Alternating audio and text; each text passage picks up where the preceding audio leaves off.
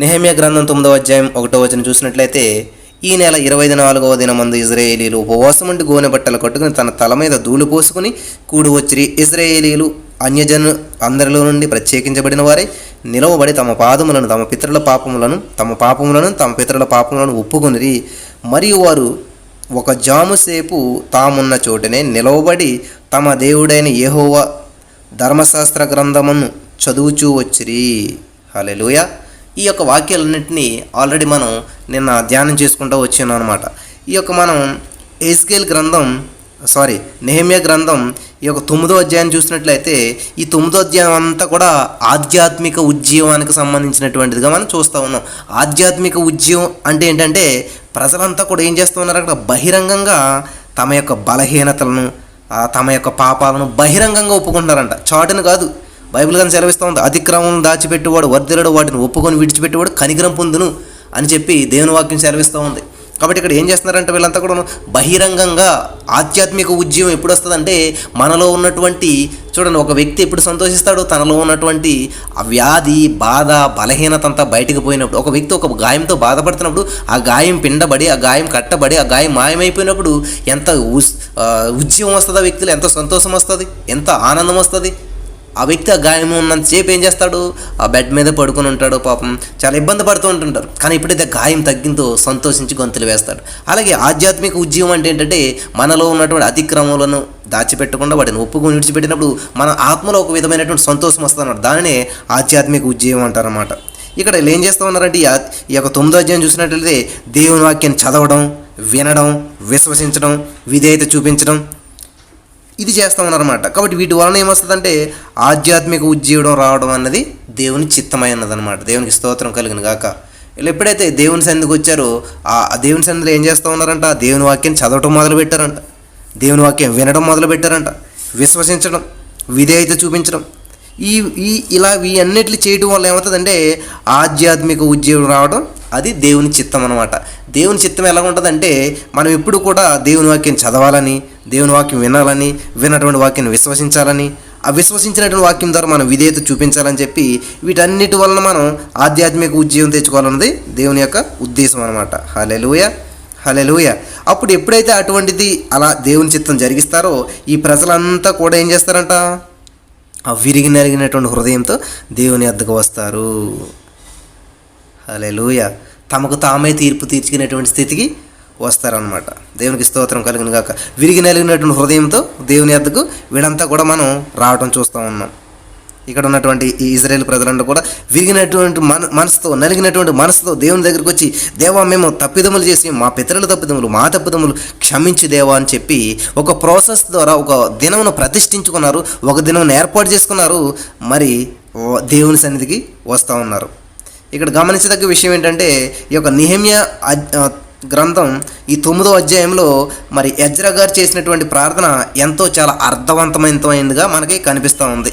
ఇక్కడ అందరూ ఏకీభవించారు, దేవునితో నిబంధన చేసుకున్నారు. మరి ఈ అధ్యాయంలో చాలా గొప్ప విశేషం అన్నమాట ఇది. అందరూ కూడా ఏకీభవించారు ఈ ప్రార్థనలో, అందరూ కూడా మరి ఆ నిబంధన చేసుకుంటూ ఉన్నారు దేవునితో. నిబంధన అనేది చాలా ఇంపార్టెంట్, కవనెంట్ అంటారు అనమాట. కాబట్టి ఎప్పుడైతే దేవునితో నిబంధన చేసుకున్నామో అది స్థిరపరచబడుతుంది అనమాట. మనం ఇంకో విషయం గమనించినట్లయితే, మరి మీరు చూసినట్లయితే ఈ యొక్క అధ్యాయంలో ఎజ్రా గారు మరి ఈ దానియేలు 9వ అధ్యాయంలోను, ఎజ్రా 9వ అధ్యాయంలోను, తిరిగి నెహెమ్యా మరి 9వ అధ్యాయంలో 3 అధ్యాయాల్లో కూడా ఒక విషయం దాగున్నది. ఏంటంటే ప్రార్థన. మీరు చూడండి కావాలంటే ఎజ్రా గ్రంథం 9వ అధ్యాయం 5వ వచనం మనం చూసినట్లయితే, ఈ నెహెమ్యా గ్రంథానికి కొంచెం ముందు ఉంటుందండి. మరి ఎజ్రా గ్రంథం అంతా కూడా ఒక్కసారి ఓపెన్ చేసి చూసినట్లయితే 9వ అధ్యాయం, ఎజ్రా గ్రంథం 9వ అధ్యాయం, నెహెమ్యా గ్రంథం 9వ అధ్యాయం, దానియేలు గ్రంథం 9వ అధ్యాయం, ఈ 9 అధ్యాయాల్లో కూడా ప్రార్థన గురించి ఉన్నది. దయచేసి నోట్ చేసుకోవాలి, మీరు పెన్ను పుస్తకం దగ్గర పెట్టుకుని. ఇవి చాలా అమూల్యమైనటువంటి విషయాలు. మరి దేవుడు మనకు బయలుపరిచినప్పుడు వీటన్నిటిని ఈజీగా వదిలిపెట్టేయకూడదు, మనం గుర్తుపెట్టుకోవాలి, రాసి పెట్టుకోవాలి. చాలా అమూల్యమైనటువంటి విషయాలు. కాబట్టి చూడండి, ఎజ్రా గ్రంథం 9వ అధ్యాయం 5వ వచనం మనం చూసినట్లయితే, సాయంత్రపు అర్పణ వేళను శ్రమ తీరగా నేను లేచి నా వస్త్రమును పై దుప్పటిని చింపుకొని మోకాళ్ళ మీద పడి నా దేవుడైన యెహోవా తట్టు చేతులెత్తి, నా దేవా నా ముఖము నీ వైపు ఎత్తుకున్నట్టుకు సిగ్గుపడి ఖిన్నుడనై ఉన్నాను. మా దోషములు మా తలకు పైగా హెచ్చి ఉన్నవి, మా అపరాధములు ఆకాశమంతా ఎత్తుగా పెరిగి ఉన్నవి. మా పితరుల దినములు మొదలుకొని నేటి వరకు మేము మిక్కిలి అపరాధములను మా దోషములను బట్టి మేము మా రాజులను మా యాజకులను అన్య దేశముల రాజుల వశమునకును ఖడ్గమునకును చెరకును దోపునకును నేటి దినమునకును ఉన్నట్లు అప్పగించబడుట చేత మిగిలి సిగ్గునొందిన వారం అయితేమి. ఇంక ఇట్లాగా ఈ ఎజ్రా ప్రార్థన చేస్తూ ఉన్నాడు. ఎజ్రా గ్రంథం 9వ అధ్యాయం 5వ వచనం నుంచి చూసినట్లయితే ఆ 4వ వచనంలో కూడా చక్కగా ఉంటుంది. మరి చెరపట్టబడిన వారి అపరాధం చూసి ఇశ్రాయేలు దేవుని మాటకు భయపడిన వారందరూ నా యొద్ద కూడి వచ్చినప్పుడు నేను విశ్రాంతి పడి సాయంత్రం అర్పణ వేళ కూర్చుంటుని. చూడండి, వాళ్ళందరూ వచ్చినప్పుడు ఇంత భారం వచ్చి ఏం చేస్తున్నాడంటే ఇతను మోకాళ్ళుని ప్రార్థన చేస్తున్నాడంట. మోకాళ్ళుని మోకరించి. నా ప్రియమైనటువంటి సహోదరి స్నేహితులారా, ఒకసారి చూడండి, వీళ్ళు ఎంతెంత గొప్ప గొప్ప భక్తులు, వీళ్ళ దేవుని సన్నిధిలో ఎంత నలిగినటువంటి వారు, దేవుని సన్నిధిలో ఎంత మరి ఉన్నతమైనటువంటి స్థితికి వెళ్ళినటువంటి వారు వీళ్ళంతా కూడాను. కిన్నుడనై అంటే చాలా బాధతోటి అని ఏం చేస్తున్నాడంట, మోకాళ్ళుని ప్రార్థన చేస్తున్నాడంట. 9వ అధ్యాయం 5వ వచనం చూసినట్లయితే ఏం చేస్తున్నాడు, నా వస్త్రమును పై దుప్పటిని చింపుకొని మోకాళ్ళ మీద పడి దేవుని వైపు చేతులెత్తి, యెహోవా వైపు చేతులెత్తి. హల్లెలూయా, దేవునికి స్తోత్రం. ఎవరైనా మనకి పోలీసులు వచ్చి మనకి యువర్ సరెండర్ అన్నాడు అనుకోండి, మనం ఏం చేస్తాం, చేతులు ఎత్తామంటే నేను సరెండర్ అయిపోయాను బాబు, నీ ఆధీనంలో నన్ను ఎలాగ చెప్తా, కూర్చోమంటే కూర్చుంటాను, నడవమంటే నడుస్తాను, ఆగమంటే ఆగుతాను అన్నమాట. కాబట్టి మనం దేవునికి చేతులు ఎత్తి ప్రార్థన చేస్తున్నామంటే ఏంటంటే మనం సరెండర్ అయిపోయాము, నాదేం లేదు దేవా, అంతా నీదే అని చెప్పి. తర్వాత మనకి దానియేలు గ్రంథంలో కూడా చాలా అద్భుతంగా ఈ యొక్క మాటని మళ్ళీ మనం అక్కడ రిపీట్ అవ్వడం చూస్తాం. దానియేలు గ్రంథం మరి 9వ అధ్యాయం దానియేలు గ్రంథం 9వ అధ్యాయం 3వ వచనంలో చూసినట్లయితే, అంతటా నేను గోనె పట్ట కట్టుకుని ధూళి తలపై వేసుకుని ఉపవాసం ఉండి ప్రార్థనా విజ్ఞాపనలు చేయుటకు ప్రభు వగు దేవుని ఎదుట నా మనసును నిబ్రమ చేసుకుంటుని. చూసారా, దానియేలు గ్రంథం 9వ అధ్యాయం 3వ వచనంలో ఏమనుందంట, అంతటా నేను గోనె పట్ట కట్టుకుని ధూళి తలపై వేసుకుని ఉపవాసం ఉండి ప్రార్థనా విజ్ఞాపనలు చేయుటకే ప్రభువుకు దేవుని ఎదుట నా మనసును నిబ్బరము చేసుకుంటుని. ఎజ్రా గ్రంథం 9వ అధ్యాయం, నెహెమ్యా గ్రంథం 9వ అధ్యాయం, దానియేలు గ్రంథం 9వ అధ్యాయంలో కూడా 3 కూడా 9వ అధ్యాయంలోనే ఈ ప్రార్థన ఉండటం చాలా విశేషమైనటువంటి విషయం అనమాట. ఇక్కడ మనకి దేవుడు ఈ రోజున తెలియజేసి ఉన్నాడు. ప్రియమైనటువంటి సహోదరి స్నేహితులారా, ప్రార్థన అనేది చాలా ఇంపార్టెంటే, కానీ ఎటువంటి ప్రార్థన చేయగలుగుతున్నాం మనం? చూడండి, దానియేలు ఏం చేశాడంట, ఉపవాసం ఉండి ప్రార్థన చేశాడంట. హల్లెలూయా, దేవునికి స్తోత్రం కలుగును గాక. దానియేలు ఏం చేశాడంటే ఉపవాసం నుండి ప్రార్థన చేసినాడంట. ఎట్లాంటి ప్రార్థన అంట, దేవా నా దేవుడైన యెహోవా ఎదుట నేను ప్రార్థన చేసి ఒప్పుకొనుచున్నది ఏమనగా, ప్రభువా మహాత్మ్యం కలిగినటువంటి భీకరుడవు, దేవా నీ ఆజ్ఞలను అనుసరించి నడుచువారియాడ నీ నిబంధనని నీ కృపను జ్ఞాపకం చేయువాడా. హల్లెలూయా. ప్రియమైనటువంటి వారలారా, మరి ఈ విషయాన్ని మీరు ఎప్పుడైనా గమనించారో లేదో కానీ ఈ 3:9 ఉన్నటువంటి విషయాన్ని ఖచ్చితంగా మీరు అంతా నోట్ చేసుకుని పెట్టుకోవాలన్నమాట. ఎజ్రా 9వ అధ్యాయము, నెహెమ్యా 9వ అధ్యాయము, మరి దానియేలు 9వ అధ్యాయంలో కూడా 3 కూడా ప్రేయర్ అనేది ఉండటం మనం చూస్తూ ఉన్నాము. దేవునికి స్తోత్రం. హల్లెలూయా. మరి ఇక్కడ ఇశ్రాయేలు ప్రజలు ఏం చేస్తున్నారంటే అన్యజనులందరిలో నుండి కూడా ప్రత్యేకించబడిన వారై నిలబడి దేవుని సన్నిధిలో ప్రార్థన చేస్తూ ఉన్నారు. దేవునికి స్తోత్రం. హల్లెలూయా. మనం గతంలో ధ్యానించుకున్నాం. ఈ ఉద్యమం అంటే ఏంటంటే ఆధ్యాత్మిక స్పృహ అన్నమాట. దేవునికి స్తోత్రం కలిగిన గాక. ఉద్యమం అంటే ఏంటంటే నిర్జీవ స్థితిలో నుంచి మేల్కొలుపు. మరి ఉద్యమం అంటుంటారు, ఆధ్యాత్మిక స్పృహ లేకుండా పడిపోయారండి అంటుంటారు. అంటే ఆధ్యాత్మికమైనటువంటి జీవితంలో స్పృహ లేదు మనకి. మరి స్పృహ లేనట్టుగా ఏం చేయాలి? నీళ్లు చల్లాలి. కానీ ఇక్కడ ఆధ్యాత్మికమైనటువంటి స్పృహ మనలోకి రావాలంటే ఏం చేయాలంట? దేవునికి మనకు అడ్డుకున్నదాన్ని తొలగించుకోవాలన్నమాట. స్పృహలోకి రావాలంటే ఏంటంటే దేవుని సన్నిధిని మనం అనుభవించాలంటే చాలా ఉద్యోగ సభలను పెడుతూ ఉంటుంటాం మనం. ఈరోజు మనకి చాలా ఉద్యోగం అనేది చాలా అవసరమైనదనమాట. ఉద్యోగం ద్వారానే దేవుని చిత్తం మనకి ఈ ఎప్పుడైతే మనలో ఉద్యోగం వచ్చిందో ఈ దేవుని ప్రజల్లో ఆత్మల సంపాదన అనేది ఉంటుంది అనమాట. సువార్త అనేది జరుగుతూ ఉంటుంది అనమాట. సువార్త సేవ అనేది ప్రబలం అవుతూ ఉంటుంది అనమాట. హల్లెలూయా. దేవుని నామానికి మహిమ కలుగును గాక. ప్రియమైనటువంటి సహోదరి స్నేహితులారా, మరి ఇశ్రాయేలు ప్రజల ద్వారా నిన్న చాలా అద్భుతమైనటువంటి విషయాలు తెలియజేస్తూ వచ్చాడు దేవుడు మనకి. అసలు వాళ్ళు ఎలా ప్రతిష్ఠించుకున్నారు, మరి దేవుని సన్నిధికి ఎలా వచ్చారు, మనం దేవుని సన్నిధిలో ఎలా ఉండాలి అనేటువంటిది ఇక్కడ స్పష్టంగా తెలియజేస్తూ ఉంది. చూడండి, ఇక్కడ ఆ, నీటి గుమ్మము వద్ద ఒక వేదిక నిర్మించబడిందంట. ఐ మీన్ ఇక్కడ మనకి ఇది దానియేలు గ్రంథం 9వ అధ్యాయం చూసినట్లయితే చూడండి, ఎక్కడ ఇశ్రాయేలీయులందరూ అన్యజనులను ప్రత్యేకించబడిన వారి తమ పాపములను పితరుల పాపములను ఒప్పుకొని మరియు వారు ఒక జాముసేపు తామున్న చోట నిలబడి తమ దేవుడైన యెహోవా ధర్మశాస్త్రం చదువుచు వచ్చి ఒక జాముసేపు తమ పాపములను ఒప్పుకొని దేవుడైన యెహోవాకు నమస్కారం చేసి వచ్చారు. లేవీయులలో యోషువ, బాని, కద్మియేలు, సెబన్య, బన్ని, చూడండి ఇలాగ వీళ్ళ పేర్లు చెప్తూ ఉన్నారన్నమాట. ఇక్కడ వీళ్ళంతా ఏం చేస్తున్నారంటే దేవుని సన్నిధికి వచ్చి ఆ నిలబడి నిరంతరము ఆ దేవుడైనటువంటి యెహోవాను స్తుతించడని చెప్తూ ఉన్నారు. వీళ్ళంతా కూడా ఇలాగేం చేస్తున్నారు, స్తోత్రం చేస్తూ ఉన్నారు. సకల ఆశీర్వచనములు స్తోత్రములు మించినటువంటి నీ ఘనమైన నామమును స్తుతించబడును గాక అని చెప్పి మనకి 5వ వచనంలో కనిపిస్తూ ఉంది. హల్లెలూయా, దేవునికి స్తోత్రం కలుగును గాక. ప్రియమైనటువంటి దేవుని బిడ్డలారా, మరి సహోదరులారా, స్నేహితులారా, ఈరోజున వాక్యం వినిచినటువంటి మనం మరి ఎటువంటి స్వభావంలో నుంచి మార్చబడుతున్నాం? రూపాంతరం అంటే ఏంటంటే రూపము అంతరం చెందడం అనమాట. లోపల ఉన్నటువంటి రూపం లోపల అంతరంగా ఉన్నటువంటి దాగి ఉన్నదాన్ని అంతా కూడా బహిర్గతం చేసుకుని ఇక్కడ ఏవైతే తప్పిదములు కప్పిక పెట్టుకోకుండా అతిక్రమములు దాచిపెట్టేవాడు వర్తిలేని వాడు ఒప్పుకొని విడిచిపెట్టేవాడు కనికరం పొందుతాడు. కాబట్టి కనికరం అనేది ఏం చేస్తుందంటే కడిగేస్తుంది అనమాట. కనికరం అనేది ఏం చేస్తుందంటే క్లీన్ చేస్తుంది అనమాట. వీళ్ళు ఇశ్రాయేల్ ప్రజలు నిన్న చాలా స్పష్టంగా మనం చూసుకుంటూ వచ్చిన్నాం అనమాట. ఫస్ట్ ఏం చేశారంటే వాళ్ళు ఉపవాసం ఉన్నారు, తర్వాత గోనె బట్ట కట్టుకున్నారు, తర్వాత తల మీద ధూళి పోసుకున్నారు, తర్వాత ఏం చేశారంట అన్యజనులందరూ నుంచి ప్రత్యేకించబడ్డారు. ఇవన్నీ ఒక స్టెప్స్ అనమాట. ఒక మెట్టు వచ్చి తర్వాత ఏం చేశారంటే నిలబడగలిగినటువంటి స్థితిలో మనం ఉండాలన్నమాట. ఏ స్థితిలో పడిపోకూడదు. రక్షించబడిపోయామంటే అయిపోయింది అనుకుంటారు, అక్కడితో పడిపోతారు కొంతమంది. ఇంకా స్టెప్స్ ఉన్నాయా కూర్చుని అనుకోరు అనమాట. కొంతమంది బాప్తిసం తీసుకుంటారు, కొంతమంది రొట్టె ద్రాక్ష తీసుకుంటారు, అంతే అక్కడితో అయిపోయింది అనుకుంటారు. ఎప్పుడైనా తప్పుదం లేదని చేస్తే మనసు ఒప్పుకోక ఏం చేస్తారంటే రొట్టె ద్రాక్ష రసం తీసుకుని ముందు వచ్చి దేవాలయం తప్పు చేశారంటారు, తీసుకుంటారు, వింటిపోతారు. మళ్ళీ ఇంటికి వెళ్ళి ఎవరిని తిడతాం, ఎవరి మీద గొడవ పెట్టుకోవటం, ఎవరిని ఆశయించుకోవటం, ఎవరి మీద హృదయంలో ఆ బాధను పెంచుకోవటం చేస్తూ ఉంటుంటారు. కాబట్టి ఈ రోజున నిలిచి ఉండాలన్నమాట. నిలకడలేని జీవితం జీవించకూడదు. మనం ఎప్పుడు నిలకడగలిగినటువంటి జీవితం జీవిస్తేనే మనం ఖచ్చితంగా దేవుని సన్నిధిలో వర్ధిల్లుతాం. నిలకడ గురించి చాలా విషయాలు మీకు చెప్పడం జరిగింది నిన్న. మరి నిలకడ అనేది ఏదో అసమస్య అయినటువంటి విషయం కాదండి. నిలకడ కలిగి ఉండటం అనేది చాలా సహనం ఉండాలన్నమాట, చాలా పేషెన్స్ ఉండాలన్నమాట.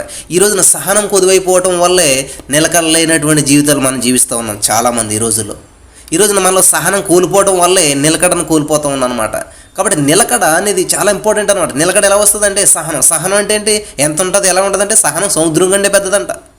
సముద్రం అంచున ఎవరైనా చూసారంటే లేదు, మరి అంతకన్నా పెద్దదన్నమాట సహనం. కాబట్టి అంత పెద్ద సహనం, అంత గొప్ప సహనం ఉన్నప్పుడు మాత్రమే దేవుని సన్నిధిలో మనం దేన్నైనా కూడా స్వతంత్రించుకుంటాం. దేవుడు ఎందుకు చెప్పాడు ఎంతవరకు సహించాలయ్యా, ఎంతవరకు సహించాలంటే దేవుడు చెప్పాడు అంతవరకు సహించని చెప్తున్నాడు. అంతవరకు సహించు, నీ ప్రాణం ఉన్నంత వరకు సహించు అని చెప్తున్నాడు దేవుడు. కాబట్టి ఏదో ఇంతవరకు అయితే సహింతాను, నా పెళ్ళి అయ్యేదాకా అయితే సహింతాను, పిల్లల పుట్టి దాకా అయితే సహింతాను, ఈరోజు సాయంత్రం దాకా అయితే సహింతాను, రేపటి దాకా అయితే సహింతాను అని చెప్పి చాలామంది ఉంటుంటారు. నా సహనాన్ని నువ్వు పరీక్షిస్తున్నావు అంటుంటారు, చాలామంది మాట్లాడుతుంటారు. ఎవరెవరు పరీక్షించట్లేదండి, మనల్ని మనమే పరీక్షించుకోవాలన్నమాట. ఇశ్రాయేల్ ప్రజలు ఏం చేస్తారు, మా పితరుల పాపములు మా పాపములు క్షమించి దేవాన్ని దేవుని దగ్గర ఒప్పుకుంటుంటే ఈరోజు చాలామంది నా సహనాన్ని పరీక్షిస్తున్నావు జాగ్రత్త మరి అని చెప్తుంటారు చాలామంది. ప్రియమైనటువంటి సహోదరి స్నేహితులారా, ఈరోజు దేవుని వాక్యం ఇచ్చినటువంటి మీరు మరి దేవుడు మనతో మాట్లాడుతున్నాడు ఏంటంట, అంతవరకు సహించమన్నాడు. అంతమంటే ఎప్పుడు వస్తుంది తెలియదు ఎవరికి. కాబట్టి నువ్వు ప్రాణం ఉన్నంత వరకు నమ్మకంగా ఉండు, మరణం వరకు నమ్మకంగా ఉండు. మరణం వరకు అంటే ఏంటి, చనిపోయేదాకా అనమాట. ఇంకా చావే మనల్ని ఈ సహనం నుంచి వేరు చేయాలి తప్ప ఇంకేది వేరు చేయకూడదు అనమాట. కాబట్టి ఈ రోజున ఒక వ్యక్తి ఒక విషయంలో ఫెయిల్ అవుతుంటే ముందు సహనంలో ఫెయిల్ అయిపోతాడు అనమాట. ప్రతి సమస్యకు చావు పరిష్కారం కాదండి, సహనం లేక చనిపోతున్నారు ఈ రోజున. ఈ వ్యాధి నేను భరించలేను, ఈ టెన్షన్ నేను భరించలేను, ఈ టెన్షన్ నేను సహించలేను, ఈ వ్యాధి నేను సహించలేను, ఈ ఉద్యోగం నేను సహించలేను, ఈ ఒత్తిడిని నేను సహించలేను కాబట్టి చనిపోతాను. హల్లెలూయా. సమస్యకి పరిష్కారం చావు కాదండి, సహనంతో ఉంటే ఎటువంటి దాన్ని అయినా కూడా. యేసుప్రభువు చెప్పారు, ఒక వ్యక్తి వచ్చాడు, వాళ్ళ ఫ్రెండ్ని 2 రొట్టె ముక్కలు ఉంటే పెట్టు నాకు ఆకలేస్తుందని అడుగుతున్నాడంట. వాళ్ళ ఫ్రెండ్ ఏం చేస్తున్నాడు, దుప్పటి కప్పుకుంటాడు కానీ తలుపు తీయట్లేదు. ఇంకా ఎంత సహనం ఉందంటే ఆయనకి అడిగే ఆయనకి ఇచ్చిదాకా కొడతానే ఉన్నాడు. ఒక గంట 2 గంటలు 3 గంటలు 4 గంటలు ఎన్ని గంటలైనా ఏం చేస్తున్నాడు, ఈ బాబు కొనంత ప్లీజ్ ప్లీజ్ అని ఏం చేస్తున్నాడు, బ్రతిమాలతో ఉన్నాడు. ఒక ఆవిడ న్యాయం తీర్చమని వెళ్ళినాడు. ఎంత సహనం అంటే ఆవిడకి వెళ్తానే ఉంది, రోజు వెళ్తుంది. ఈ రోజు రమ్మ, అప్పుడు వెళ్తుంది, రేపు రమ్మ. ఎవరికైనా అయితే ఏం చేస్తారు, సహనం కోల్పోయి సిరాకు వచ్చి ఎన్నిసార్లు వెళ్తామా ఆయన ఏమి అబద్ధ పని అలా తిప్పుకుంటాడు తప్ప అని చెప్పి మానేస్తాం. కానీ అదనమాట, ఇవన్నీ దేవుడు ఎందుకు రాయించి పెట్టాడు బైబిల్లో అని అంటే నీకు నాకు మనందరికీ సహనాన్ని నేర్పించడానికి అనమాట. చూడండి వాళ్ళు ఎన్నిసార్లు వెళ్ళారు, చూడండి అక్కడ ఎన్ని జరిగిందో, ఎలా జరిగింది, వెళ్ళినట్టునే అయిపోయిందా, లేదు. మనకు కూడా నా చిన్నతనంలో మా నాన్నగారు ఒక మామిడి మొక్క ఇచ్చి, ఇది మంచి ఫలాలు ఫలింతదిరా, భలే ఉంటుంది, చాలా స్వీట్గా ఉంటాయని చెప్పారు. నేను మొక్క నాటాను, 1 నెల అయింది 2 నెలలు అయింది, ఫలాల్లో ఇవేమీ లేవు. ఏ ఫలాలంటే వస్తాయి నాన్న, కొంచెం సహించు, కొంచెం సహనంగా ఉండు, కొంచెం ఓపిక పట్టు అని చెప్పారు. వేసాం, పెద్దదైంది. 1 సంవత్సరం దాటిన తర్వాత నెమ్మదిగా అది ఫలాలు ఫలించడం మొదలుపెట్టింది. ఈ రోజు వరకు కూడా ఫలిస్తూనే ఉంది అది. నేనేమనుకున్నా అంటే వేసాను, 1 నెల అయింది 2 నెలలు అయింది వచ్చేస్తాను అనుకున్నాను. లేదు, అది ఏం చేస్తుంది, ముందు అది ఫలించడానికంటే ముందు అది బలపడతా నేర్చుకుంటుంది. అది ఫలించడానికంటే ముందు అది ఏం చేస్తుంది, సహనం నేర్చుకుంటుంది. అది ఫలించడానికంటే ముందు ఏం చేస్తూ ఉంది, దాన్ని అది ఎలా భూమిలో ఎలా నిలబెట్టుకోవాలి, ఏ సమస్య వచ్చినా ఎలా తట్టుకోవాలి, ఏ సమస్యలు కూడా నన్ను పడగొట్టకుండా నేను ఎలా చూసుకోవాలి, ముందు నన్ను నేను బలపరచుకోవాలి, ముందు నన్ను నేను నిలబెట్టుకోవాలి, ముందు నన్ను నేను ఇక్కడ సెట్ చేసుకోవాలి, అప్పుడు ఫలించాలనుకుంటుంది. ఈరోజు చాలామంది ఏం చేస్తూ ఉంటారంటే ఫలించేయాలి, ముందే పైకి వచ్చేయాలి, ముందే పేరు వచ్చేయాలి అనుకుంటుంటారు. ముందు బలపడదాము, ముందు ఇందులో వేళ్ళు తన్నుకుందాము, ముందులో మనం స్థిరపడదాము, ముందులో సహనం నేర్చుకుందాం అని అనుకోరు చాలామంది. ముందేం చేయాలంట, అవకాశాలు వచ్చేసేయాలి, ముందేం చేసేయాలంట, పైకి వెళ్ళిపోవాలి, ముందేం చేసేయాలంట, పేరు వచ్చేసేయాలి అనుకుంటూ ఉంటారు చాలామంది. చాలా విషయాలు, ఒక కంపెనీలో పనిచేస్తున్నా, ఒక సంస్థలో పనిచేస్తున్నా, లేకపోతే ఒక చోట పనిచేస్తున్నా కూడా, ఈవెన్ ఒక చర్చిలో పనిచేస్తున్నా కూడా ఏమనుకుంటారంటే ముందు చాలామంది మమ్మల్ని గుర్తించాలి, మాకు స్థానం ఇవ్వాలి, మా పేరు బయటకు రావాలి అనుకుంటూ ఉంటుంటారు. కానీ నిజంగా ఫలించాలనుకున్న వాళ్ళు ఏం చేస్తారో తెలుసా, ముందు కిందకి వెళ్తుంటారు. నిన్న పాతినటువంటి చెట్టు ఏమైందంటే పైకి ఏం రావట్లేదు, అది దాని వేర్లు ముందు బలం పరుచుకుంటుంది, దాని వేర్లు ముందు భూమిలోకి పాతుకుంటూ ఉంది. హల్లెలూయా, దేవునికి స్తోత్రం. ప్రియమైనటువంటి దేవుని బిడ్డలారా, ఈరోజు దేవుడు మనతో మాట్లాడుతున్నాడు. ఉపవాసం ఉన్నామంటే దేవునితో సహవాసం చేయాలి. ముందు దేవునితో సహవాసం చేయడం నేర్చుకోవాలి. ఆ మొక్క ఏం చేస్తుందంట, భూమితో సహవాసం నేర్చుకుంటుంది. ఫలాల తర్వాత చూద్దాం. నేను ముందు భూమితో సహవాసం చేయడం నేర్చుకోవాలి. భూమికి నాకు ఫ్రెండ్షిప్ ఏర్పాటు చేసుకోవాలి. భూమిలో ఉన్నటువంటి ఆ లవణాలన్నీ తీసుకోవడం నేర్చుకోవాలి. భూమి దగ్గర నుంచి నీరు తెచ్చుకోవడం నేర్చుకోవాలి. భూమి దగ్గర నుంచి ఆ యొక్క కావలసినటువంటి ఆహారం ఎలా తెచ్చుకోవాలో నేర్చుకోవాలి. కాబట్టి నా వేర్లను భూమిలో పాతుకుని ఆ భూమి సహాయాన్ని తీసుకుని భూమి ద్వారానే ఫలిస్తాను. కాబట్టి భూమితో రిలేషన్షిప్ మెయింటైన్ చేసుకోవాలి. తర్వాత ఆకాశంతో, తర్వాత హల్లెలూయా, దేవునికి స్తోత్రం. ముందు భూమితో రిలేషన్షిప్ సరిగ్గా లేదనుకోండి, ఆకాశంతో రిలేషన్ చేసుకుంటే ఏం చేస్తుంది, ఆకాశం మార్చేస్తుంది అనమాట. ఆకాశం నుంచి వచ్చేటువంటి ఎండ ఏం చేస్తుంది, మొక్కను మార్చేస్తుంది. అదే భూమితో సరైనటువంటి రిలేషన్షిప్ ఉన్నదనుకోండి, భూమి దీని పైకి పెంచే కొలిది ఆకాశం నుంచి వచ్చేటువంటి ఆ ఎండ, ఆ గాలి అవన్నీ ఏం చేస్తాయి, దీనికి హెల్ప్ చేస్తాయి, ఇంకా పైకి రావడానికి సాయం చేస్తాయి. కానీ ముందు ఈ సహాయం లేకుండా ముందు ఆ సాయం వచ్చేసింది అనుకోండి, ఏం చేస్తాయి, భూమి సాయం లేనప్పుడు పైన ఆకాశం సాయం చేస్తే ఉపయోగం ఏముంటుంది, మాడిపోయి మూడు మిగులుతుంది అనమాట. నా ప్రియమైనటువంటి వాళ్ళ మీకు అందరికి అర్థమవుతుందని నేను అనుకుంటా ఉన్నాను. మరి దేవుని వాక్యాన్ని వింటున్నప్పుడు మనం చాలా శ్రద్ధగా వినాలి. కాబట్టి ఈ రోజున మనం దేవుని సన్నిధిలో మనం ప్రయాసపడుతున్నప్పుడు ప్రభునందు మీ ప్రయాస వ్యర్థము కాదు. అది వేర్లు అలా తన్నుకుంటూ వెళ్తూ, వేరు లోపలికి తీసుకుంటూ వెళ్తూ ఆ భూమితో సహవాసం చేస్తున్నది వ్యర్థమవుతుందా? లేదు. అది ఎంత డీప్ రిలేషన్షిప్ కలిగి ఉంటుందో అంత ఎండను తట్టుకునేటువంటి కెపాసిటీ భూమి ఇస్తుంది అనమాట. దానికి అంత ఎండను తట్టుకునేటువంటి నీరుని భూమి ఇస్తుంది అనమాట. అంత ఎండను, అంత గాలిని, అంత భయంకరమైన పరిస్థితులను, అంత ఒత్తిడులను తట్టుకునేటువంటి శక్తి ఎక్కడి నుంచి వస్తుందంటే పైన ఆకాశం నుంచి రాదు, దానికి కింద ఉన్నటువంటి ఆ భూమిలోంచి వస్తుంది అనమాట. ఈ భూమితో దీనికి కలిగినటువంటి రిలేషన్షిప్ని బట్టి వస్తుంది అనమాట. హల్లెలూయా, దేవునికి స్తోత్రం కలిగిన గాక. చాలా అద్భుతమైన విషయాలు దేవుడు తెలియజేస్తూ ఉన్నాడు. మరి ఈ యొక్క నెహెమ్యా గ్రంథం ఈ 9వ అధ్యాయంలో మనం చూసినట్లయితే ఈ ప్రజలంతా కూడా ఒక ప్రత్యేకమైనటువంటి స్థానాన్ని ఏర్పాటు చేసుకున్నారు దేవుని దగ్గరికి రావాలని చెప్పి. ఇశ్రాయేలీలంతా కూడా అన్యజనులందరిలో చాలా ప్రత్యేకించబడిన వారై నిలబడి తమ పాపాలను, తమ పితరుల పాపాలను ఒప్పుకుంటా ఉన్నారు. హల్లెలూయా. ఒప్పుకోవాలి, కప్పుకోకూడదండి. కప్పుకుంటే ప్రస్తుతం మనకి మంచిగా వెచ్చగా ఉన్నట్టు ఉంటుంది, కప్పుకుంటే ప్రస్తుతం మనకి హాయిగా ఉన్నట్టు ఉంటుంది, కానీ ఫ్యూచర్లో అది మనకి చాలా ఇబ్బంది కలిగిస్తుంది అనమాట. దేవునికి స్తోత్రం. దేవుని వాక్య ప్రమాణానికి వాళ్ళు ఎంత దిగజారిపోయారో మరి వారికి తెలిసి వచ్చిందనమాట. అరే, దేవుని సన్నిధి నుంచి మనం ఎంత దిగజారిపోయాము, మనం ఎంత అపరాధ భావంతో ఉన్నామనేటి మరి తెలుస్తుందంటే వారి యొక్క దుఃఖం తెలియజేస్తాం అన్నమాట, వారి యొక్క అపరాధ భావాన్ని. హల్లెలూయా, దేవునికి స్తోత్రం కలుగును గాక. మరి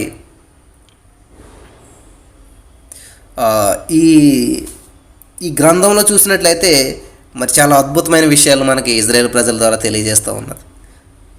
ఈ గ్రంథం మరి ఎజ్రా మీద కూడా చాలా శాశ్వతమైనటువంటి ప్రభావం చూపించిందంట. ఈ ఈ యొక్క మనం ధ్యానం చేస్తున్నటువంటి విషయాల్లో చాలా అమూల్యమైనటువంటి విషయాలు మనం తెలుసుకోదగినవిగా మనం చూస్తూ ఉన్నాం అన్నమాట. దేవునికి స్తోత్రం.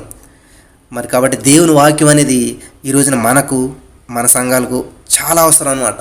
దేవుని వాక్యమే మనం పాటలాడుతాం, నీ వాక్యమే నన్ను బ్రతికించెను, బాధల్లో నాకు నెమ్మది కలిగజేసెను అని చెప్పి మనం ఒక చక్కటి పాటను ప్రతిరోజు పాడుతూ ఉంటాం. ప్రతి ఎగ్జైట్మెంట్గా పాడుతూ ఉంటాం. అందులో ఉన్నటువంటి అర్థాన్ని మనం పరిశీలన చేయకపోవటం వల్ల అందులో ఉన్నటువంటి అస్సలు విషయాన్ని మనం గమనించలేకపోతున్నాం. దేవునికి స్తోత్రం.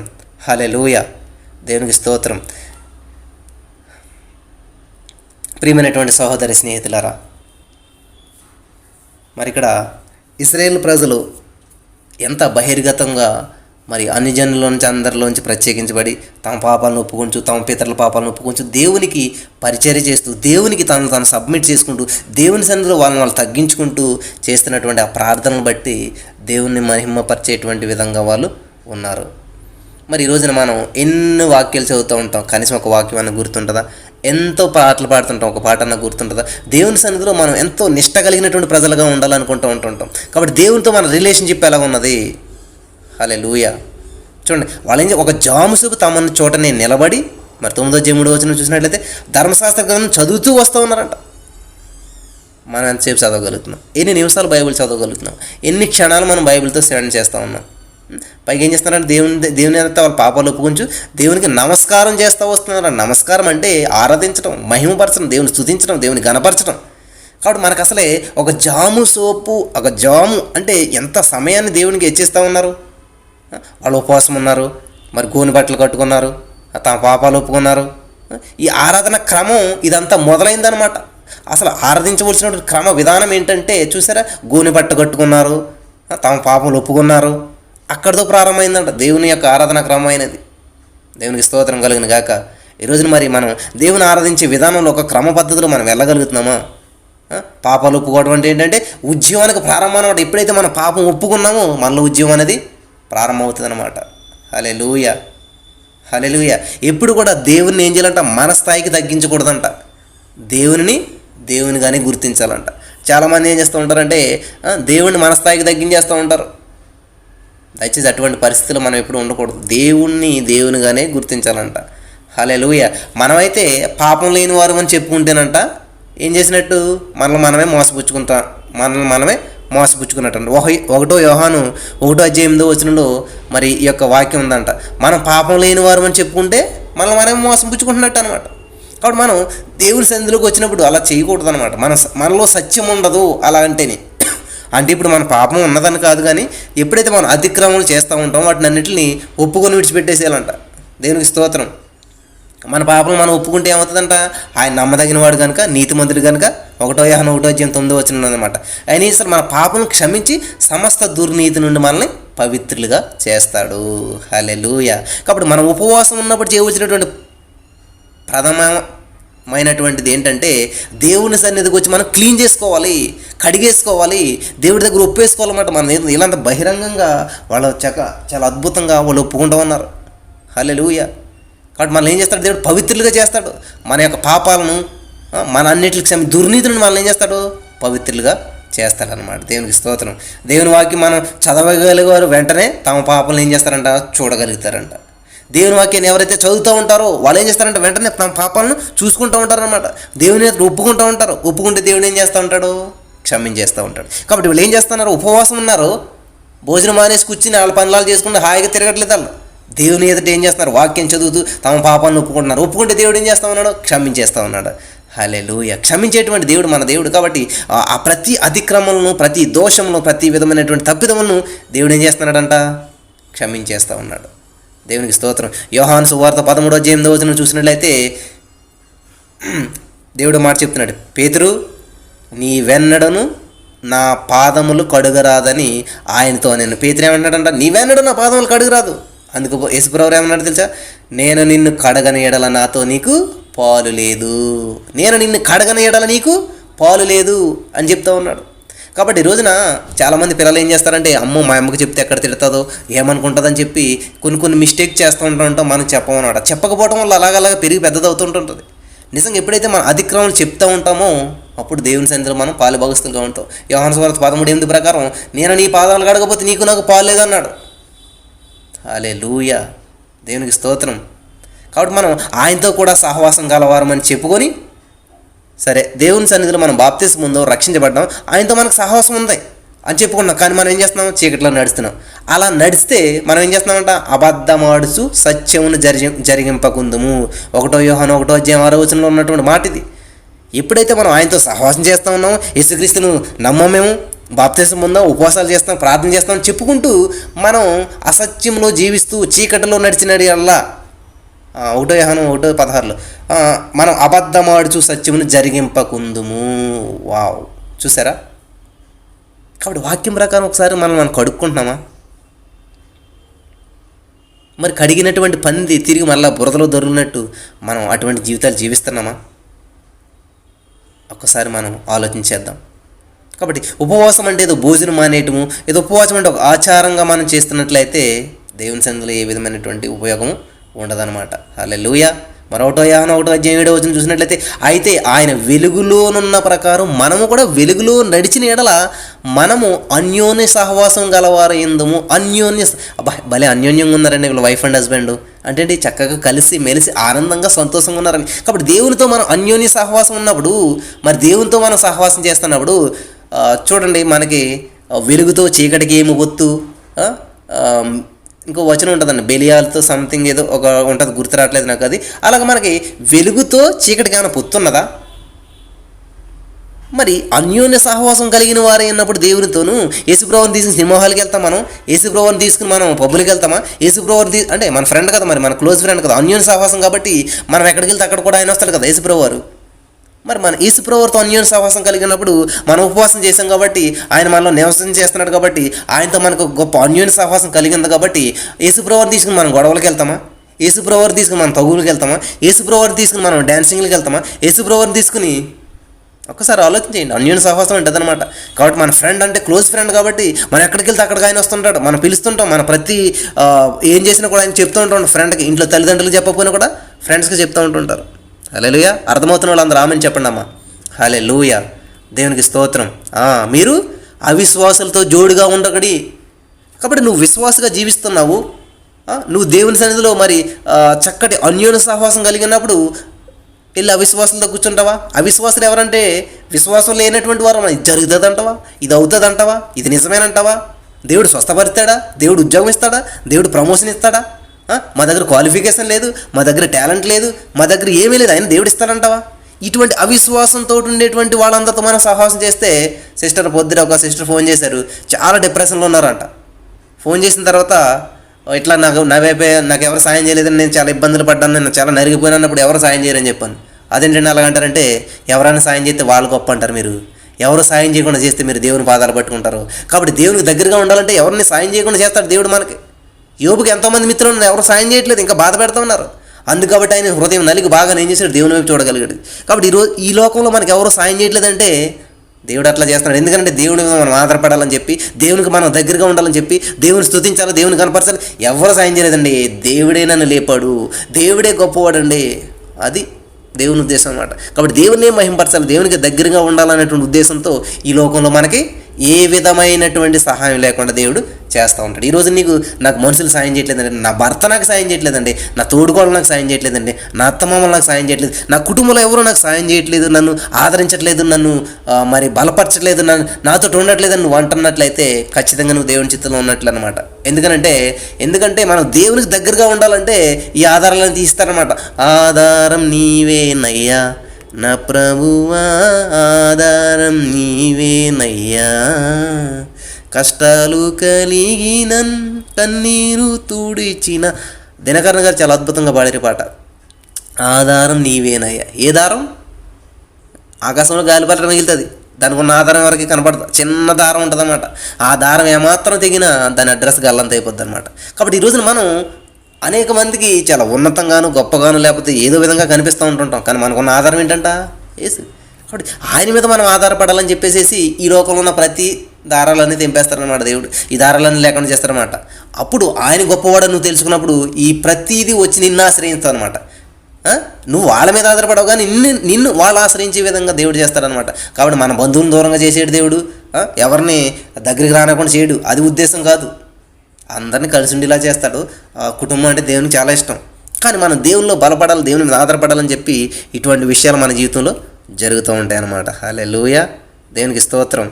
కాబట్టి దేవుని వాక్యం వెలుగులో నడుస్తున్నప్పుడు మనం ఎలా ఉంటామంట? నీతికి దుర్నీతితో ఏమి సాంగత్యం, వెలుగునకు చీకటితో ఏమి పొత్తు, క్రీస్తునకు బెలియాలతో ఏమి సంబంధము, అవిశ్వాసతో విశ్వాసకి పాలెక్కడిది. వావ్, వండర్ఫుల్ కదండి.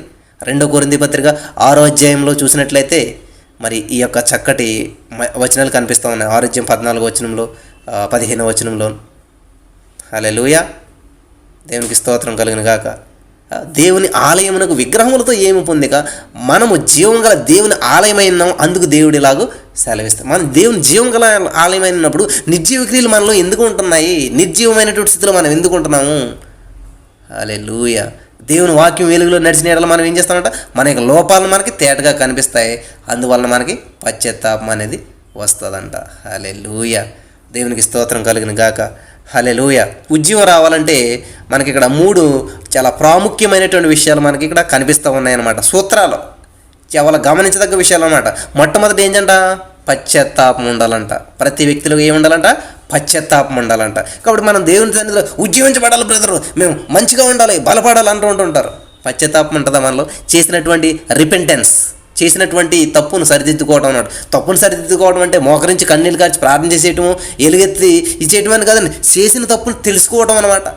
ఇప్పుడు నేను మా ఊరు అమలాపురం, నేను హైదరాబాద్ నుంచి బయలుదేరి అమలాపురం వెళ్ళవలసిన బస్సు ఎక్కబోయి సడన్గా ఏం చేసిన టెన్షన్లో ఏం చేశానంటే ఈ బెంగళూరు వెళ్ళి బస్సు ఎక్కాను. సగం దూరం వెళ్ళిపోయింది. నాకు గుర్తొచ్చింది, ఎవరంటున్నారు బెంగళూరు వెళ్తుంది బస్సు. అరే, నేను వెళ్ళవలసింది ఈ ఊరికి ఈ బస్సు ఎక్కాను. అప్పుడు ఏం చేయలేను? ఆ బస్సులో కూర్చొని ఏడిస్తే సరిపోతుందా? ఆ బస్సు దిగిపోయి అక్కడ ఏడిస్తే సరిపోతుంది? లేదు. ఆ బస్సు దిగి వెంటనే యూటర్న్ తీసుకుని మళ్ళీ నా గమ్యానికి వెళ్ళవలసిన బస్సు ఎక్కడం, అదనమాట రిపెంటెన్స్ అంటే, అదనమాట మారుమనసు అంటే. హల్లెలూయా, దేవునికి స్తోత్రం. కాబట్టి వీళ్ళు చేస్తున్నటువంటి పని ఏంటంటే ఇక్కడ వాళ్ళ పితరులు వాళ్ళు చేసినటువంటి ఆ యొక్క ఏదైతే దోషాలు ఉన్నాయో వాటన్నిటిని ఒప్పుకుంటూ ఉన్నారు అన్నమాట, పశ్చాత్తాపడుతున్నారు. హల్లెలూయా. తర్వాత ఏంటి? సువార్త సేవా సాక్ష్యం కలిగి ఉండాలన్నమాట. మంచి సాక్ష్యం చెప్తూ ఉన్నారు, ఒక సువార్తను ప్రకటించుకుంటూ ఉన్నారు. అక్కడ సువార్త జరుగుతూ ఉంది. తర్వాత ఏంటంటే 3ది ఏంటంటే పరిశుద్ధ దర్శనం కలిగి ఉండాలన్నమాట. దేవునికి స్తోత్రం కలుగును గాక. ప్రియమైనటువంటి సహోదరి స్నేహితులారా, ఈ రోజున వాక్యం వినిస్తున్నటువంటి మీరు చాలామంది చేసేటువంటి ఈ యొక్క ఆధ్యాత్మికమైనటువంటి మిస్టేక్స్ ఏంటంటే మనలో లోపాలను మనం సరి చేసుకోక మనం పశ్చాత్తాపడడం అన్నమాట. రిపెంటెన్స్ అనేది ఏదో తప్పు కాదండి. అది రిపెంటెన్స్, పశ్చాత్తాపడతాం అనేది తప్పు కాదండి. ఏంటంటే మనం చేసినటువంటి తప్పును తెలుసుకుని అదే తప్పులో కంటిన్యూ అయిపోకుండా మనం యూటర్న్ తీసుకుని మనం వెళ్ళవచ్చినటువంటి గమ్యానికి వెళ్తాం. ఇంతవరకు మన ఇష్టానుసారంగా జీవించాం, లోకానుసారంగా జీవించాం, లోకంలో జీవించేసాం, లోకం వైపు నడిచాం. కాబట్టి మనం ఏం చేయాలి? యూటర్న్ తీసుకోవాలి. ఇప్పుడు దేవుని వైపు తిరగాలి. యూటర్న్ తీసుకోవాలి. ఇప్పుడు దేవుని సన్నిధికి ఇంపార్టెన్స్ ఇవ్వాలి. యూటర్న్ తీసుకోవాలి. ఇప్పుడు దేవుని నామం మహింపరిచేటువంటి ప్రయాణం మనం చేయాలన్నమాట. హల్లెలూయా. పరిశుద్ధత దర్శనం కలిగి ఉండాలన్నమాట. దేవునికి స్తోత్రం. కాబట్టి మనం పరిశుద్ధత కలిగి ఉండాలి, ఒక దర్శనం కలిగి ఉండాలి, ఒక విజన్ కలిగి ఉండాలి, ఒక గోల్ కలిగి ఉండాలన్నమాట.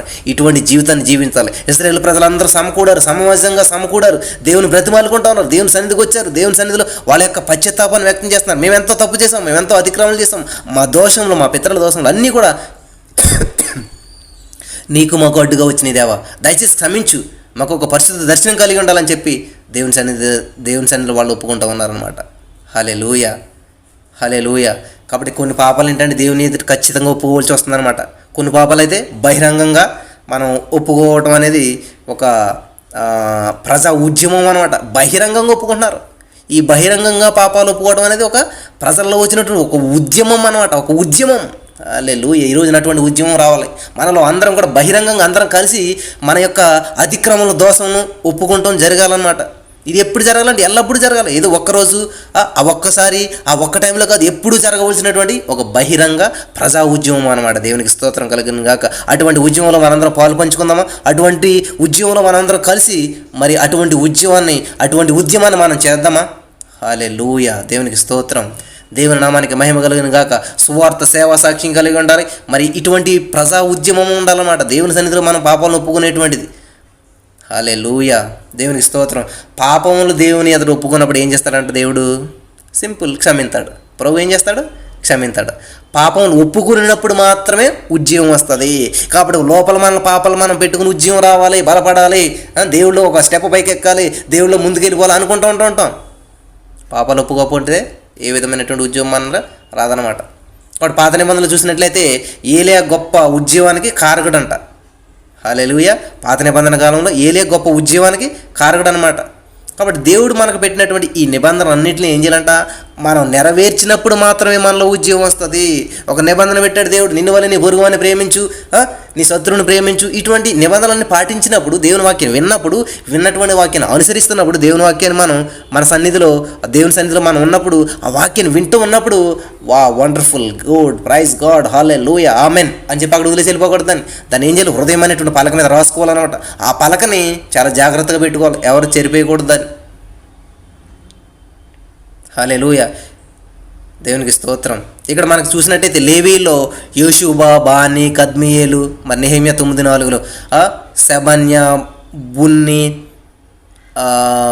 సేరేబ్యా, బాని, కెనాని అనువారు ఈ మెట్ల మీద నిలబడి ఏం చేస్తున్నారంటే ఎలుగెత్తి తమ దేవుడైన యెహోవాకు మొరలు పెడుతున్నారు. ఎలుగెత్తి, వావ్! కనీసం మీరు చేసిన ప్రార్థన ఎప్పుడైనా మీ కుటుంబం అంతా వినిపించిందా? మీ కుటుంబంలో అందరూ వినపడేలాగా ఎప్పుడైనా మీరు ప్రార్థన చేశారా? కనీసం మీ పెదవుల దాటి బయటకు ప్రార్థన చేశారా? ఒక్కసారి ఆలోచించేద్దాం.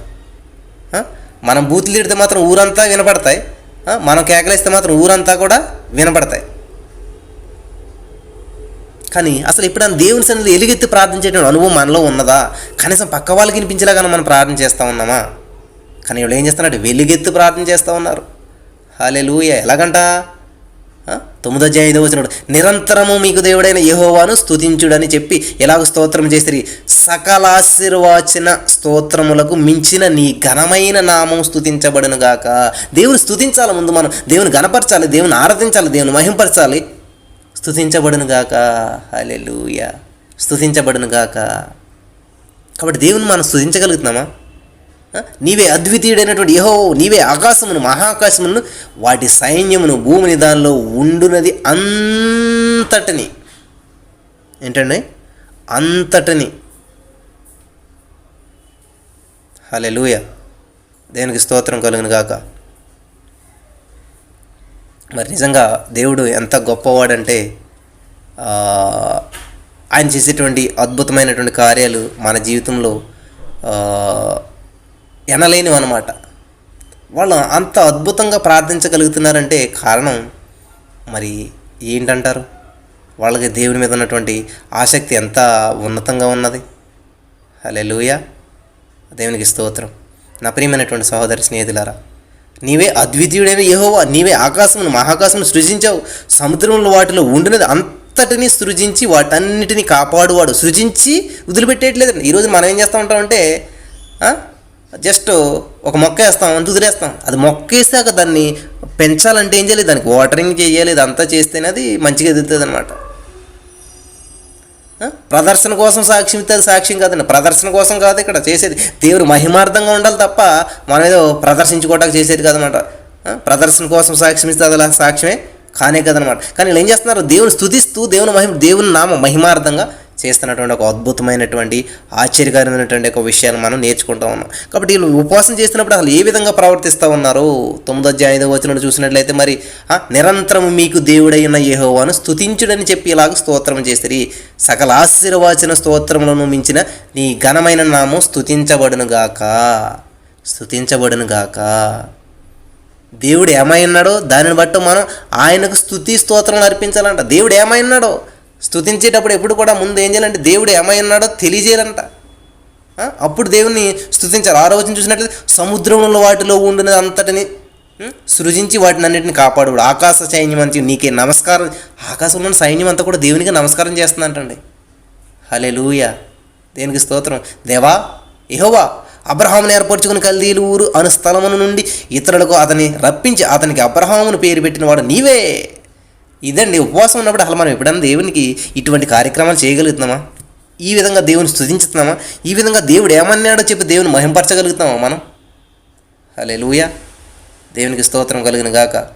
మరి నెహెమ్యా గ్రంథం 9:8 చూసినట్లయితే అతడు నమ్మకమైన మనసు గలవాడని ఎరిగి కనానీయులు, హిత్తీలు, అమోరీలు, పెరిజ్జీయులు, ఈ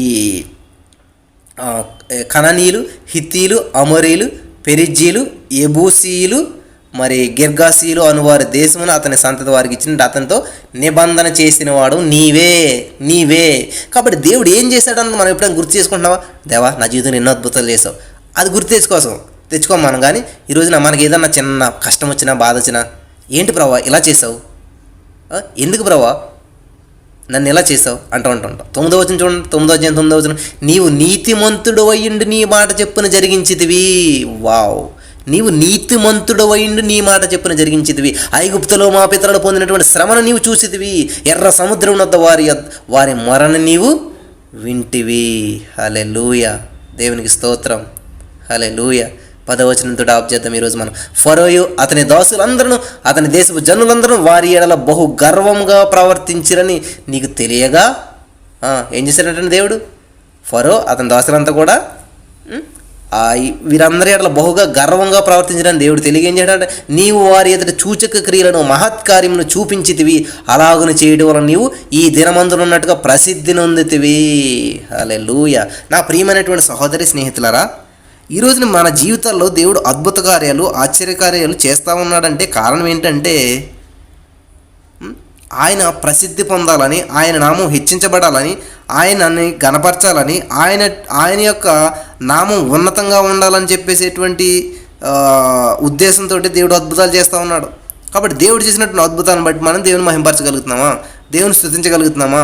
ఈరోజు మనం ఏ విషయాలు నేర్చుకున్నాం, ఎటువంటి పశ్చాత్తాపం కలిగి ఉన్నాం, ఎటువంటి నిర్ణయాలు తీసుకుంటా ఉన్నాం, ఎటువంటి స్థితిలో మనం జీవిస్తూ ఉన్నాం, ఎటువంటి వైఖరి కలిగి దేవుని మహింపరుస్తూ ఉన్నాం, ఒకసారి మనం పరీక్షణ చేసుకుందాం.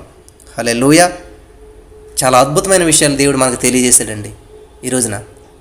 కాబట్టి దేవుని స్తుతించినప్పుడు దేవుడు ఏమైనాడు చెప్తా మనం స్తుతించాలన్నమాట. నీవు సర్వాధికారివి, సర్వోన్నతులు, ఉన్నతమైనటువంటి దేవుడు, నీకు సర్వాధికారములు నీ దగ్గర ఉన్న సర్వం ఏలుబడి చేస్తున్నటువంటి వాడు. నీకు అసలు భూమిని, ఆకాశం సృష్టించడం మాత్రమే కాదు, ఆకాశంలో, సముద్రంలో ఉన్నటువంటి వాటి అన్నిటినీ నువ్వేం చేస్తున్నావు, పోషిస్తూ ఉన్నావు, నడిపిస్తూ ఉన్నావు, వాటికి జీవనాధారం కలిగిస్తున్నావు, సమస్తమును నీవు చేస్తూ ఉన్నావు. కాబట్టి గుర్తు చేసుకుంటుండాలి మనం అసలు దేవుడు ఎలాంటి వాడు ఏంటన్నది. అందుకనే మనం దేవుడు గొప్పతనాన్ని గుర్తు చేసుకోకపోవడం వల్లే మన యొక్క గొప్పతనం మనకు తెలియట్లేదు. మన తండ్రి ఎంత గొప్పవాడో మనం తెలుసుకున్నప్పుడు మనం అటువంటి గొప్ప జీవితాన్ని మనం జీవిస్తామంట. 9వ వచనం, నీవు నీతిమంతుడు అయ్యుండి నీ మాట చెప్పుని జరిగించితివి. నీతిమంతుడు ఏం చేస్తాడంటే మాట చెప్పాడంటే చేస్తాడనమాట, మాట చెప్పని జరిగిస్తాడు. కాబట్టి దేవుని యొక్క ఉచితమైన మహాకృపను బట్టి మీరందరూ నీతిమంతులుగా తీర్చబడితే అని అపోస్తులైన పౌలు గారు చెప్తా ఉన్నాడు. మనం ఏంటంటే ఉచితమైన మహాకృపను నీతిమంతులుగా తీర్చబడ్డాం, కాబట్టి మనం కూడా నీతిమంతులమే. మరి అయితే మనం ఏం చేయాలి, మాట చెప్పని జరిగించాలి. జరిగిస్తామా? బాప్తీసం తీసుకునేటప్పుడు 2 చేతుల పైకెత్తి ఒక మాట ఇస్తూ ఉంటాం. మనం ఏమిస్తాం, ఎన్ని కష్టాలు ఎదురైనా నిన్ను మరువను యేసయ్య అని చెప్పి ఒక పాట ఉంటుంది. ఎన్ని కష్టాలు ఎదురైనా కూడా నిన్ను మరువను, ఎన్ని బాధలు వచ్చినా నిన్ను విడిచిపెట్టను, నాకు ఎన్ని శ్రమలు వచ్చినా, ఎన్ని కష్టాలు వచ్చినా, నా భార్య బిడ్డలను విడిచిపెట్టేసినా, నాకు ఏది సంభవించినా కానీ నిన్ను మాత్రం విడిచిపెట్టనేసయ్యా అని చెప్పి మనం దేవునికి వాగ్దానం చేస్తూ ఉంటుంటాం. బాప్తీసం ఇచ్చుకున్నప్పుడు ఏ ఒక్క ఆదివారం చర్చ మానండి, ఎవరిని నేను దూషించను, ద్వేషించను, ఎవరి గురించి చెడుగా మాట్లాడను, ఇక్కడ మాటలు అక్కడ మాటలు ఇక్కడ చెప్పనండి. దేవుని అంటే భయభక్తులు కలిగి ఉంటానండి, దేవుని సన్నిధికి వస్తానండి, దేవుని సన్నిధిలో పరిచర్య చేస్తానండి, దేవుని నామాన్ని మహింపరుస్తానండి అని చెప్పి చాలామంది చెప్తూ ఉంటుంటారు. ప్రియమైనటువంటి సహోదరి స్నేహితులారా, కాబట్టి దేవుడికి ఇచ్చినటువంటి మాటను మనం నిలబెట్టుకున్నామా? ఆ నీతి మన దేవుడు మన నీతిమంతులు చేసినప్పుడు మనం నీతిమంతుడు అయ్యుండి నీ మాట చెప్పున జరిగించితివి. కాబట్టి ఆయన నీతిమంతుడు, కాబట్టి మనం కూడా నీతిమంతుడు. ఆయన పరిశుద్ధులు, కాబట్టి మనం పరిశుద్ధులమే. ఆయన మాట ఇచ్చిన వాడు తప్పకుంటాడు, కాబట్టి మనం కూడా మాట ఇచ్చి ఏం చేయాలి, తప్పకుండా ఉండాలన్నాడు. హల్లెలూయా, దేవునికి స్తోత్రం కలిగిన. ఎంత అద్భుతమైనటువంటి దేవుడు అండి మన దేవుడు. మరి అటువంటి స్థితిలో మనం జీవించగలుగుతున్నామా? అటువంటి జీవన విధానాన్ని మనం కలిగి ఉన్నామా? ఒక్కసారి మనం ఆలోచించేద్దాం.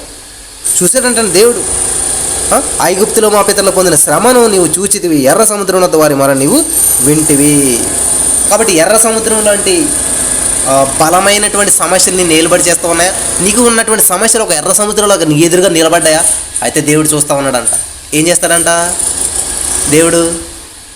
ఆ ఎర్ర సముద్రము నీ ఎదుటిగా ఉంటే, ఎర్ర సముద్రం మన ఎదుటిగా ఉంటే దేవుడు ఏం చేస్తాడంట? ఆ సమస్యను లేకుండా చేయడంట. కానీ ఆ సమస్య మధ్యలోంచి మనల్ని నడిపించేస్తాడంట. ఎలాగా? ఆ సమస్య మనల్ని అంటకుండా, ఆ సమస్య మనల్ని తాకకుండా, ఆ సమస్యనే రెండు పాయలుగా చేసి మనల్ని నడిపించేసి, ఏదైతే మనల్ని వెంటాడుతుందో, ఏదైతే మనల్ని వేధిస్తుందో దాన్ని అందులో లయమైపోయేలాగా చేస్తాడు. మరి అన్నిటికీ కనపడకుండా చేస్తాడంట. దేవునికి స్తోత్రం కలుగును గాక. ఈరోజు మీరు అటువంటి స్థితిలో దేవుడు మిమ్మల్ని నడిపించును గాక. హల్లెలూయా. ఎర్ర సముద్రం లాంటి పరిస్థితులు మీరు ఎదుర్కొంటున్నట్లయితే, ఆర్థిక, అనారోగ్య, నిరుద్యోగ, పేదరిక సమస్యలు ఏది ఎదుర్కొన్నా ఆ సమస్యలన్నిటి నుంచి దేవుడు విడుదలనిచ్చి ఈ రోజున మీకు మరి ఎర్ర సముద్రంలోని సమస్యల నుంచి మార్గం ఏర్పాటు చేసి అద్భుతమైనటువంటి రీతిలో మరి మీ గమ్యం చేరుకోవడానికి మీకు ఉన్నటువంటి ప్రతి సమస్యను చీల్చి దేవుడు 6 నెలల ఇశ్రాయేలు ప్రజలు నడిపించినట్టు దేవుడు ఈ రోజున మీకున్న సమస్య ఎర్ర సముద్రం లాంటిది అవ్వచ్చు. అది కంటికి అసలు చాలా భయంకరమైనదిగా కనపడవచ్చు, కానీ దేవుడు దాన్ని రెండుగా చేస్తున్నాడు, దాన్ని చీల్చేస్తూ ఉన్నాడు.